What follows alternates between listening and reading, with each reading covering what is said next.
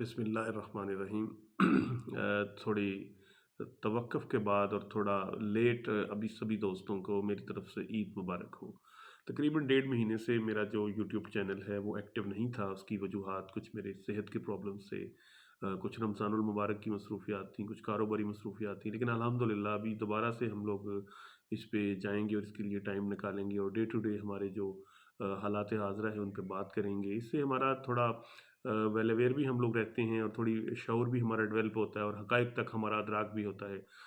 آج عید المبارک کے اس پرمسرت موقع پر میں دعا گو ہوں کہ اللہ تعالیٰ آپ سب کے گھروں میں خوشیاں رکھے۔ ایک چھوٹا سا ٹاپک یہ ہے کہ سیالکوٹ میں پی ٹی آئی کی طرف سے ٹکٹوں کا بٹوارا۔ میں سمجھتا ہوں کہ اگر ٹکٹیں یہی رہیں تو تبدیلی کا جنازہ پڑھا جا چکا ہے۔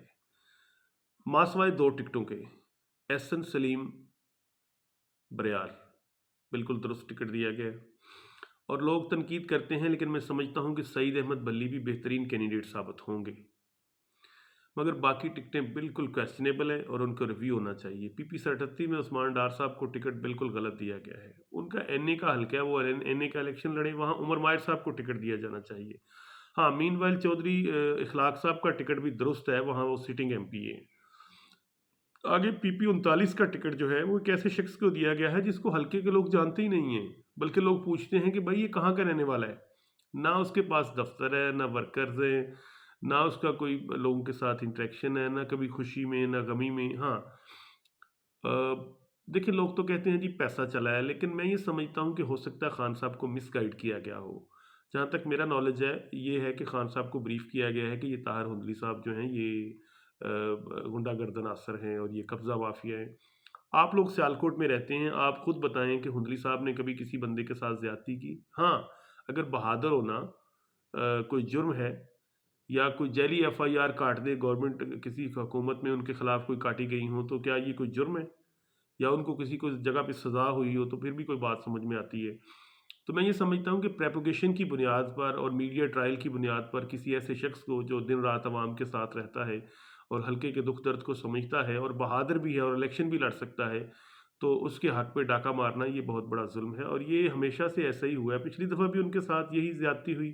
کہ ان کا ٹکٹ پی ٹی آئی کی قیادت کی، جو ضلعی قیادت کی آپس کی لڑائیوں کی وجہ سے چھین لیا گیا اور وہ پی ٹی آئی ہار گئی۔ اس دفعہ بھی ایسا ہی ہے، تو وہ دوستوں کے ساتھ مشاورت کر رہے ہیں کہ کوئی 4-6 ہزار بندہ لے کے زمان پارک کے باہر بیٹھیں تو اپنے حق کے لیے فائٹ کریں، کیونکہ پی ٹی آئی کا یہی منشور ہے نا کہ اپنے حق کے لیے لڑنا چاہیے۔ تو ہم نے تو ان سے یہی ریکویسٹ کی ہے کہ پہلے آپ باقی آپشنز کو آزما لیں اور دوستوں کو بتائیں اور ہائر قیادت کو، جو ٹاپ لیڈرشپ ہے ان کو بتائیں، تو تاکہ آپ کی بات کو سنا جائے۔ چونکہ یہ جو پی پی 39 کے موجودہ ٹکٹ ہولڈر ہے، دیکھیں ہمارے لیے وہ قابل احترام ہے، ان کا ذاتی کریکٹر جو ہے کہ نہ تو وہ الیکشن کا نیٹ ورک رکھتے ہیں، نہ پبلک میں پاپولر ہیں، نہ وہ مخالفین کے مقابلے میں اتنی سکت رکھتے ہیں کہ وہ الیکشن لڑ سکیں، لہٰذا پارٹی کو فوری طور پر اس کو ریویو کرنا چاہیے۔ اسی طرح باقی حلقوں میں بھی پارٹیز کو دوسرے ورکرز کو ضرور آن بورڈ لینا چاہیے تاکہ ان کی حوصلہ افزائی ہو۔ اچھا، ایک بات میں ضمناً کہنا چاہ رہا ہوں کہ اگر کرائے کے مکان میں رہنا، غریب ہونا، غریب سے مراد یہ ہے کہ ایوریج لیول کا ہونا، یہ کوئی ڈی میرٹ ہے، تو پھر پارٹی اپنے منشور میں ڈال دے کہ ہم پیسے والوں کے علاوہ کسی کو ٹکٹ نہیں دیتے ہیں، کیونکہ اگر یہی ٹکٹ رہے اور یہی سینیریو رہا تو انا للہ و انا الیہ راجعون۔